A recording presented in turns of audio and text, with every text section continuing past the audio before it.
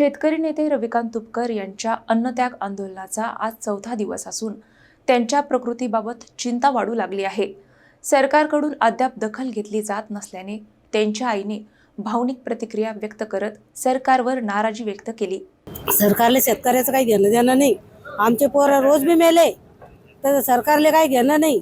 त्याला चांगले माणसं जतन करणं नाही, कारण त्याचं पैशावर खेळ चालतो। याचे आमदार घ्यायचे, त्याचे खासदार द्यायचे, याचे घ्यायचे, त्याचे घ्यायचे, त्याचा व्यवहार त्याचा तिकडे चालू आहे। तो इथं सत्ताधारी पक्ष आणि तो मोदी सरकार आहे का कोणता फडणवीस सरकार आहे, त्याला काही शेतकऱ्याशी घेणं देणं नाही। पण शेतकरी पिकवतो म्हणून तुम्ही खाता म्हणा, त्याच्या शेतकऱ्याचं एका एका थेंबाचं घामाचं अन्न तुम्ही ताटात सगळ्याच्या आहे।